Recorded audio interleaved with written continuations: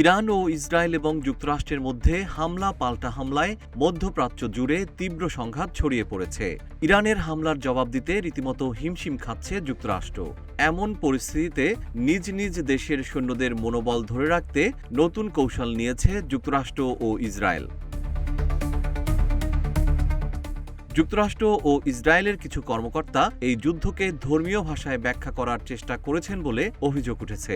মার্কিন সেনাবাহিনীতে ধর্মীয় স্বাধীনতা নিয়ে কাজ করা সংগঠন মিলিটারি রিলিজিয়াস ফ্রিডম ফাউন্ডেশন জানিয়েছে, কিছু সেনা সদস্য অভিযোগ করেছেন তাদের বলা হয়েছে ইরানের সঙ্গে যুদ্ধ বাইবেলে বর্ণিত শেষ সময়ে যখন অশুভ শক্তির বিরুদ্ধে ঈশ্বরের শক্তি জয় হবে, অর্থাৎ আর্মাগেডন ঘটানোর অংশ হতে পারে। একজন কর্মকর্তা অভিযোগ করে বলেন, এক কমান্ডার সৈন্যদের উদ্দেশ্যে মন্তব্য করেছিলেন যে এই সংঘাত ঈশ্বরের বৃহৎ পরিকল্পনার অংশ। তিনি বাইবেলের বুক অব রেভলিউশন থেকে আর্মাগেডন এবং যীশুখ্রিস্টের প্রত্যাবর্তন সম্পর্কিত অংশও উল্লেখ করেন। অভিযোগে আরও বলা হয়, ওই কমান্ডার দাবি করেছিলেন মার্কিন প্রেসিডেন্ট ডোনাল্ড ট্রাম্পকে নাকি যিশু ইরানের সংকেতের আগুন জ্বালানোর জন্য অভিষিক্ত করেছেন, যাতে আর্মাগেডনের সূচনা ঘটে।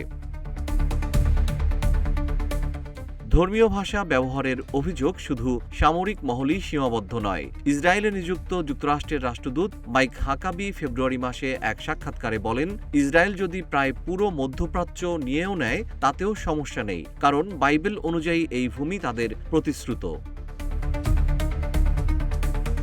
অন্যদিকে মার্কিন পররাষ্ট্রমন্ত্রী মার্কো রুবিও বলেছেন, ইরান ধর্মীয় উম্মাদদের দ্বারা পরিচালিত একটি দেশ, আর নেতানিয়াহু ইরানকে বাইবেলে উল্লেখিত ইসরায়েলের শত্রু জাতি আমালেক এর সঙ্গে তুলনা করেছেন।